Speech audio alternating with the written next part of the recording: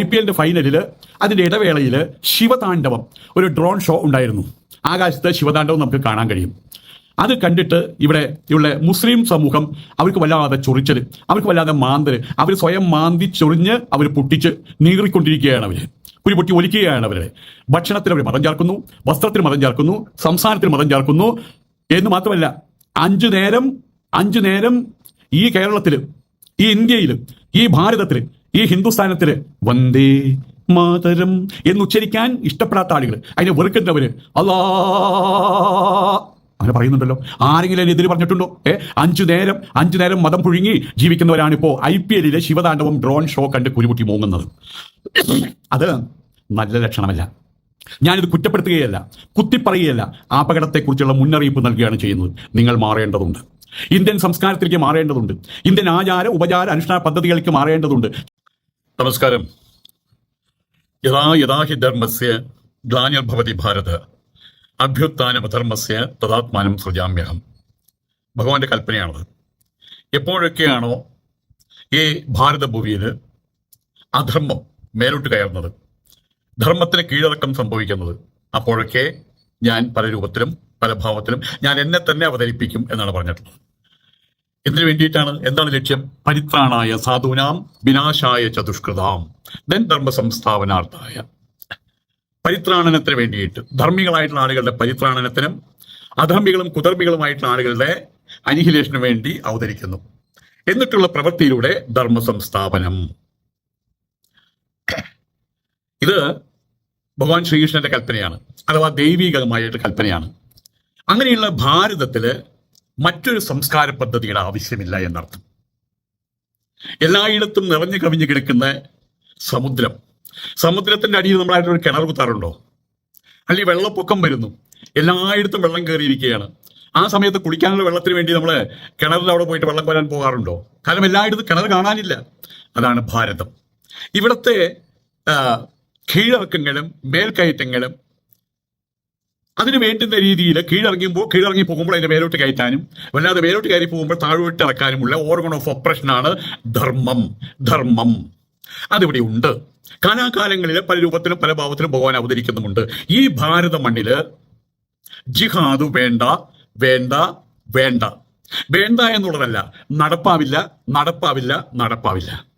ജിഹാദികളെ, മുസ്ലിങ്ങളെ അല്ല കേട്ടോ, ജിഹാദികളെ ഭാരത മണ്ണിൽ കുഴിച്ചുകൂടും. ഇനിയുള്ള കാലഘട്ടത്തിൽ പല സത്യങ്ങളും അവർ മനസ്സിലാക്കേണ്ടതുണ്ട്. ഈ ഭാരത മണ്ണിന്റെ, ഈ സനാതന ഭൂമിയുടെ, ഈ ആർഷഭൂമിയുടെ അന്തസത്ത മനസ്സിലാക്കി, അതിന്റെ ആചാരങ്ങൾ മനസ്സിലാക്കി, അതിന്റെ അനുഷ്ഠാനങ്ങൾ മനസ്സിലാക്കി, അതുമായിട്ട് ഒത്തുചേർന്ന് മുന്നോട്ട് പോകേണ്ടതിനുള്ള സമയം അതിക്രമിച്ചിരിക്കുകയാണ് സുഹൃത്തുക്കളെ. അത് മുസ്ലിങ്ങൾക്ക് മാത്രമല്ല, ക്രിസ്ത്യാനികൾക്ക് മാത്രമല്ല, സിഖുകാർക്ക് മാത്രമല്ല, പാഴ്സികൾക്ക് മാത്രമല്ല, സിന്ധികൾക്ക് മാത്രമല്ല, എല്ലാവരുടെയും കാര്യമാണ് പറയുന്നത്. ഭാരതത്തിലുള്ളവർ ഭാരതീയരാണ്, ഭാരതത്തിന്റെ സംസ്കാരത്തെ പിൻപറ്റേണ്ടവരാണ് എന്ന് സാരം. ഇതൊക്കെ ഉണ്ടായിരുന്നത്തെ സ്ഥിതി എന്താണെന്നല്ലേ അതുകൂടി നമ്മൾ പറഞ്ഞു വെക്കേണ്ടതുണ്ട്. പലപ്പോഴും പലരും പറയുന്നൊരു കാര്യമുണ്ട്, ഇന്ത്യ ഹിന്ദു രാഷ്ട്രമായി മാറിക്കൊണ്ടിരിക്കുകയാണെന്ന്. പലപ്പോഴും ഒരു സ്ലിപ്പ് ഓഫ് ടങ് പോലെ ഞാനും പറയും. പക്ഷെ ഇന്ത്യ ഒരു ഹിന്ദു രാഷ്ട്രമായിട്ട് മാറേണ്ടതില്ല. കാരണം ഇന്ത്യ ഹിന്ദു രാഷ്ട്രമാണ്. നമ്മളുടെ പടമുണ്ട്, നമ്മളുടെ അച്ഛൻ്റെ പടമുണ്ട്, അമ്മയുടെ പടമുണ്ട്. നോക്കുമ്പോൾ എന്താ സ്ഥിതി? അവിടെ നമുക്കിതൊന്നും കാണാൻ കഴിയുന്നില്ല. പക്ഷെ പടം അവിടെയുണ്ട്, മുമ്പിൽ പുക മൂടി കിടക്കുകയാണ്. അപ്പൊ നമ്മൾ എന്ത് ചെയ്യണം? ഒരു തുണി എടുത്തിട്ട് നമ്മൾ അവിടെ തുടയ്ക്കണം. തുടയ്ക്കുമ്പോൾ അവിടെ തെളിഞ്ഞു വരും ആരുടെ? നമ്മുടെ അച്ഛൻ്റെ അമ്മയുടെ പടം. അത് അവിടെ തന്നെ ഉണ്ട്. വർഷക്കാലത്തൊക്കെ മഞ്ഞ് വന്ന് മൂടും. ഞാൻ സ്കൂളിൽ പഠിക്കുന്ന സമയത്ത് മഞ്ഞ് വന്ന് മൂടും. അവിടെ പശ്ചിമഘട്ട മലനിരകളിൽ ആ മഞ്ഞ് വന്ന് മൂടുന്ന സമയത്ത് ആ മലനിരകൾ മുഴുവൻ അപ്രത്യക്ഷമാകും. ആകാശത്തിലുള്ള ശുഭ്രമായിട്ടുള്ള നിറം ഭൂമി വരെ വന്നിങ്ങനെ നിൽക്കും. മല കാണില്ല. ഞാൻ ഇങ്ങനെ നോക്കിയിരിക്കും. മലയുടെ ഈ സൂര്യൻ ഉദിച്ചു കഴിഞ്ഞാൽ മലയുടെ ഒരേ ഭാഗം ഇങ്ങനെ കാണാൻ കഴിയും. അത് മനോഹരമായിട്ടൊരു കാഴ്ചയാണ്. അന്ന് നോക്കിയിരിക്കുന്നതിന്റെ പേരിൽ ഒരുപാട് ഞാൻ കിഴക്ക് വാങ്ങിച്ചിട്ടുണ്ട് മാഷന്മാരുടെ കയ്യിൽ നിന്ന്. ഞാൻ ഇപ്പൊ പറയാൻ കാരണം ആ മല അവിടെയുണ്ട്. തൽക്കാലം മഞ്ഞ് വന്ന് മൂടുക മാത്രമാണ് ചെയ്തിട്ടുള്ളത്. സൂര്യൻ ഉദിച്ച സമയത്ത് ആ മല വീണ്ടും പ്രത്യക്ഷപ്പെടുന്നു. ആ മല വീണ്ടും നമുക്ക് കാണാൻ കഴിയുന്ന രീതിയിലായി മാറുന്നു. അത്രമാത്രം. ഇന്ത്യ എല്ലാ അർത്ഥത്തിലും ഹിന്ദുരാഷ്ട്രം തന്നെയാണ്, മറ്റൊന്നല്ല. അതുകൊണ്ട് മാത്രമാണ് വാസ്തവത്തില് ഇന്ത്യ ഒരു മതേതര രാഷ്ട്രമായിട്ട് തുടരുന്നത്. ഇന്ത്യ ഒരു ഹിന്ദു രാഷ്ട്രമായതുകൊണ്ടാണ് ഇന്ത്യ ഒരു മതേതര രാഷ്ട്രമായിട്ട് തുടരുന്നത്. ഹിന്ദു ജനസംഖ്യ ഇപ്പോൾ 80% എന്നുള്ളത് 80%ഒക്കെ ആയിരുന്നു, 84% അതിപ്പോ 70 എന്തോ ആകട്ടെ. അപ്പോൾ കാണാം ഈ ഹിന്ദു ജനസംഖ്യ ഉള്ള 80% എന്നുള്ളത് അത് കുറഞ്ഞ് ഒരു 60-65% മാറട്ടെ. പറയുമ്പോൾ വിഷമം തോന്നിട്ട് കാര്യമില്ല. അതാണ് സംഭവിക്കുന്നത്. അങ്ങനെ ആയി മാറിക്കഴിഞ്ഞാൽ ഇപ്പോ ഈ മതേതരത്വം എന്ന് പറഞ്ഞ് മതേതരത്വത്തിന്റെ മഹിമ പറഞ്ഞ് വീമ്പിളക്കുന്നവരുടെ യഥാർത്ഥ മുഖം അപ്പക്കാണും. ജനാധിപത്യം എന്നതൊക്കെ പിന്നെ സ്വപ്നങ്ങളിൽ മാത്രമായിട്ട് മാറും. നമ്മളത് കാണുന്നുണ്ട്. പശ്ചിമേഷ്യൻ രാജ്യങ്ങളിൽ അത് കാണുന്നുണ്ട്, അറേബ്യൻ രാജ്യങ്ങളിൽ അത് കാണുന്നുണ്ട്. ഇപ്പൊ അവിടെ നടക്കുന്നത് ജിഹാദാണ് കേട്ടോ. പക്ഷെ ജിഹാദ് നടത്തുന്ന ആരാണ്? ജൂതന്മാരും അമേരിക്കക്കാരും ചേർന്നിട്ടാ ജിഹാദ് നടത്തുന്നത്. അവരുടെ ഒപ്പം വലം കൈയായിട്ട് പ്രവർത്തിക്കുന്ന മറ്റൊരു കൂട്ടം ആൾക്കാരും ഉണ്ട് ഇവിടെ. ഷിയ മുസ്ലിങ്ങൾ, ഇറാൻകാര് എല്ലാവരും കൂടി ഭംഗിയായിട്ട് ജിഹാദ് നടത്തിക്കൊണ്ടിരിക്കുക. അവിടുത്തെ സ്ഥിതി അതാണ്. ഞാൻ കൂട്ടത്തിൽ പറഞ്ഞു എന്ന് മാത്രം. ജിഹാദ് നടത്താനുള്ള കാരണം എന്താണ്? അവനവൻ മാത്രമാണ്. അമ്പട ഞാനേ, ആരെ കണ്ടാലും ആരാടാ പാറായി എന്ന് ചോദിക്കുന്ന സ്വഭാവമാണ് വാസ്തവത്തില് മുസ്ലിം തീവ്രവാദികൾക്കുള്ളത്. അതിന്റെ തനത് രൂപമാണ് കേരളത്തിൽ പല രാഷ്ട്രീയ മുഖമുള്ള മുസ്ലിം ലീഗിനെ ഉദ്ദേശിക്കുന്നത് അവർക്കുമുള്ളത്. മറ്റുള്ളവരോട് അവർക്ക് പുച്ഛമാണ്, അറപ്പാണ്, വെറുപ്പാണ്. ആയതുകൊണ്ട് തന്നെ ഇന്ത്യയിലെ ഹിന്ദുക്കളുടെ ജനസംഖ്യ ഒരു 60-ന് താഴെ വന്നു കഴിഞ്ഞാൽ, ഒരു 65% താഴെ വന്നു കഴിഞ്ഞാൽ ഇവരുടെയൊക്കെ മുഖം നമുക്ക് ശരിക്കും കാണാൻ കഴിയും. പിന്നെ ജനാധിപത്യം ഉണ്ടാവില്ല, മതേതരത്വം ഉണ്ടാവില്ല. ഇന്ത്യയിൽ ന്യൂനപക്ഷങ്ങളുടെ എണ്ണം 1951 അത് 9.8%. ഇന്നിപ്പോ 2011 അത് 2011 അത് 14.2%. 2030 അത് 18 to 20% ഉയരും. അങ്ങനെ വരുന്ന സമയത്ത് ഹിന്ദുക്കളുടെ എണ്ണം കുറഞ്ഞ് മറ്റുള്ള സമുദായങ്ങളുണ്ട്, ക്രിസ്ത്യൻ സമുദായങ്ങൾ അടക്കമുള്ള ആൾക്കാരുണ്ട്. ഇപ്പോൾ ഭൂരിപക്ഷ ജനതയ്ക്ക് ഇല്ലാത്ത ആനുകൂല്യങ്ങൾ, അവകാശങ്ങൾ ഒക്കെ ന്യൂനപക്ഷങ്ങളാണ്, പാർശ്വവൽകൃതമായിട്ടുള്ള സമൂഹമാണ് എന്നെല്ലാം ഉള്ള ഡിമാൻഡുകൾ ഇരവാദം മുഴക്കിയിട്ട് ഭൂരിപക്ഷത്തിനില്ലാത്ത അവകാശങ്ങൾ, ആനുകൂല്യങ്ങൾ അത് ന്യൂനപക്ഷം അനുഭവിച്ചുകൊണ്ടിരിക്കുകയാണ്. അവർക്ക് ഈ ഭാരതഭൂമിയിൽ ജീവിക്കുന്നതിൽ ഒരു ബുദ്ധിമുട്ടുമില്ല, സുഖശീതളിമയാണ്. കാരണം എന്താ? ന്യൂനപക്ഷമാണ്. അതെല്ലാ സംസ്ഥാന സർക്കാരുകളും കേന്ദ്ര സർക്കാർക്ക് അംഗീകരിച്ച വസ്തുതയാണ്. നമ്മൾ പറയില്ലേ, കൊച്ചുകുട്ടികൾ എന്തെങ്കിലും ചെയ്തു കഴിഞ്ഞാൽ അവൻ കുട്ടിയല്ലേ. പക്ഷേ ആ കുട്ടിക്ക് ഈ ആട്ടുകുട്ടികളുണ്ട്. അവർ കൊച്ചു കുട്ടിയേക്കുന്ന സമയത്ത് നമ്മളെ വീടിൻ്റെ അകത്ത് കയറി വരും, നമ്മുടെ കട്ടിലിൻ്റെ മേലെ കയറും, നമ്മളുടെ മേലെ കയറും. പക്ഷേ ഒരു 6 മാസം പ്രായം കഴിഞ്ഞാൽ അവൻ്റെ കഴുത്തിൽ കയറ് വീഴും. അപ്പോൾ കാണിക്കുന്ന അവൻ ആ കയർ പൊട്ടിക്കാൻ വേണ്ടിയിട്ട് അവൻ്റെ കഴുത്ത് വരെ അവൻ പൊട്ടിക്കുമെന്നുള്ളതാണ്. ഇപ്പോൾ ഇവിടെ ഈ ഭൂരിപക്ഷ സമുദായത്തിൻ്റെ അവകാശങ്ങൾ, ആ അവകാശങ്ങളും ആനുകൂല്യങ്ങളും ന്യൂനപക്ഷം എന്ന പേരിൽ കിട്ടി ജീവിക്കുന്ന ആളുകൾ അവർ ഭൂരിപക്ഷമായി മാറിക്കഴിഞ്ഞാൽ അപ്പോൾ കാണാം ഇവിടുത്തെ ന്യൂനപക്ഷമായിട്ട് മാറിയിട്ടുള്ള ഹൈന്ദവ സമുദായത്തിൻ്റെ ഗതികേട്. അവർക്ക് ഒരിക്കൽ പോലും ഒരു ന്യൂനപക്ഷത്തിന്റെ പദവി കിട്ടാൻ പോകുന്നില്ല. പണ്ട് സ്വാമി സത്യാനന്ദ സരസ്വതി മഹാരാജ് ചോദിച്ച പോലെ അങ്ങനെ വന്നു കഴിഞ്ഞാൽ എടാ ജന്തുവേ നീ എവിടേക്ക് പോകും? ഇപ്പോൾ അവിടെ പാകിസ്ഥാനിലൊരു ഉസ്താദ് അയാൾ പറഞ്ഞൊരു കാര്യമുണ്ട്. ഇന്ത്യയിലുള്ള മുസ്ലിങ്ങളെ നിങ്ങൾ വേണമെങ്കിൽ പാകിസ്ഥാനിലേക്ക് വരൂ, നിങ്ങൾക്ക് വീട് തരാം, നിങ്ങൾക്ക് ലാൻഡ് തരാം, നിങ്ങൾക്ക് പെണ്ണ് തരാം, നിങ്ങൾക്ക് ഇവിടെ ജീവിക്കാമെന്ന്. അത് ഒറ്റപ്പെട്ട സംഭവമായിട്ട് മാറ്റിവെക്കേണ്ടതില്ല എന്ന് സാരം.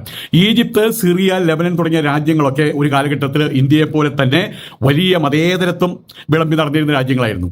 ഭൂരിപക്ഷ ക്രിസ്ത്യൻ ജനത, ക്വാളിറ്റി നല്ല മൂല്യമുള്ള ജീവിതം നയിച്ച ആളുകൾക്കിടയിൽ ഈ പറയുന്ന ക്രിസ്ത്യാനികൾ പെറ്റുപെരുകിയൊരു വിഭാഗം അവിടുത്തെ ഭൂമിശാസ്ത്രം പരിപൂർണമായിട്ട് അവരുടെ വിശ്വാസ പദ്ധതികളെ, അവരുടെ ആചാര അനുഷ്ഠാന പദ്ധതികളെ മുഴുവൻ തകിടം മറിച്ചു കളഞ്ഞു.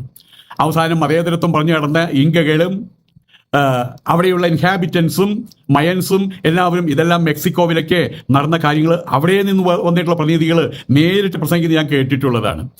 എന്താ ഇപ്പോൾ അവസാനം മതേതരത്വം പറഞ്ഞിരുന്ന ആളുകൾ ന്യൂനപക്ഷമായി, സ്വന്തം നാട് ഉപേക്ഷിച്ച് പോകേണ്ടത് ഗതികേട് വന്നു. ഇത് ചരിത്രമാണ്.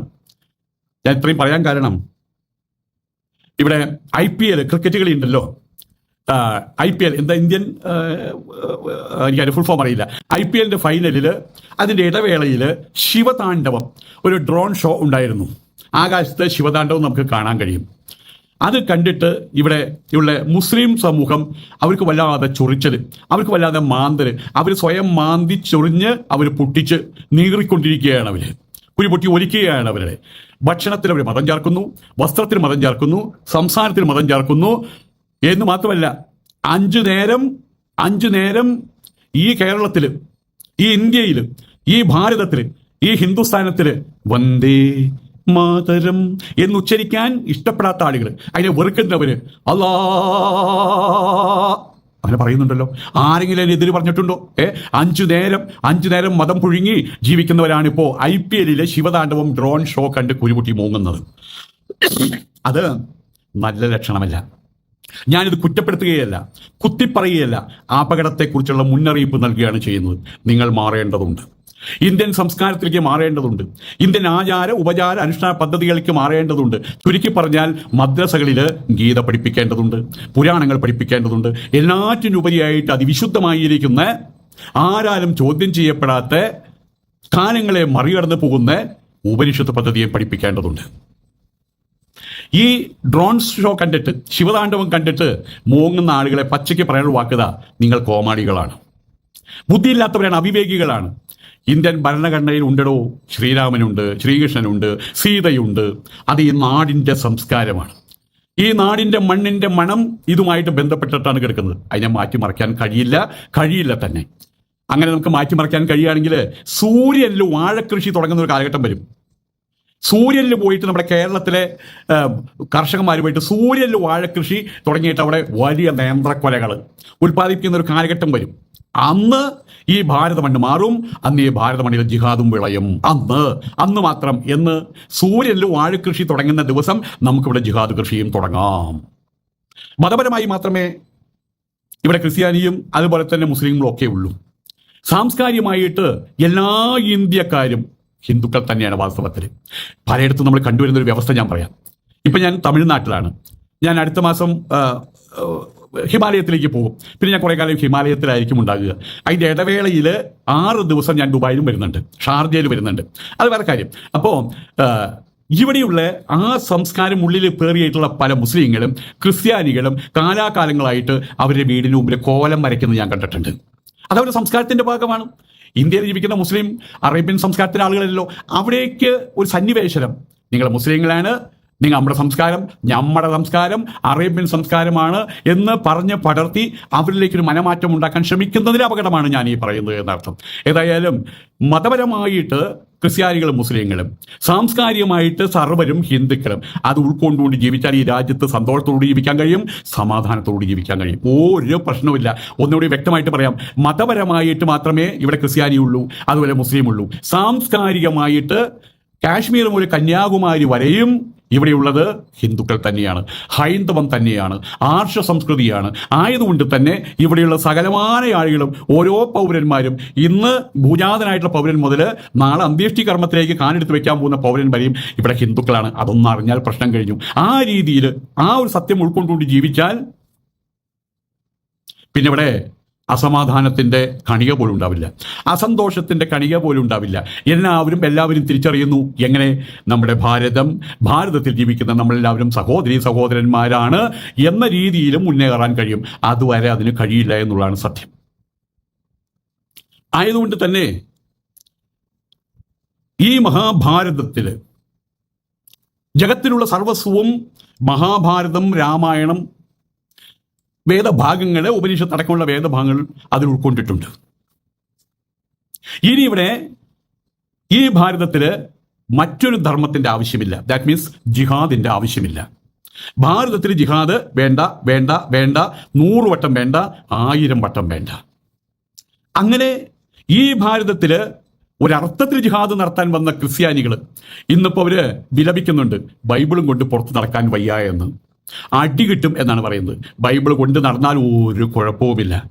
ഞാൻ കൊണ്ട് നടക്കാം ബൈബിള്, ഒരാളൊരു ഹിന്ദു തല്ലാൻ പറ്റില്ല. പക്ഷെ ബൈബിളും കൊണ്ട് നടന്ന് വേണ്ടാസനം കാണിക്കരുത് എന്ന് മാത്രം, ആളുകളെ വലയിട്ട് പിടിക്കരുത് എന്ന് മാത്രം. ഇതുപോലെ വിശുദ്ധ ഖുർആൻ, അള്ളാഹു സങ്കല്പം, പ്രവാചക സങ്കല്പം, അതുപോലെ ഇസ്ലാം, അതിലും ഒരു കുഴപ്പവും ഈ ഇന്ത്യൻ മണ്ണിലില്ല. ഒരാളും അതിന് മേലെ വിരൽ ചൂണ്ടില്ല. തിരിച്ച് നിങ്ങളും വിരൽ ചൂണ്ടരുത് എന്നർത്ഥം. അങ്ങനെ ചെയ്തു കഴിഞ്ഞാൽ ജിഹാദ് എന്നുള്ളതിന് വലിയ അർത്ഥങ്ങളുണ്ടെന്ന് എനിക്കറിയാം. പക്ഷെ ഇവിടെ കാണിക്കുന്നത് വെച്ച് നോക്കുമ്പോൾ വൃത്തികെട്ട അർത്ഥമാണ് ഉള്ളത്. ആ വൃത്തികെട്ട അർത്ഥത്തിലുള്ള ജിഹാദ് നടത്താൻ ഒരുമ്പെടുന്ന ജിഹാദികളെ ഭാരത മണ്ണിൽ പിടിച്ചു മൂടുക തന്നെ ചെയ്യും. നമസ്കാരം.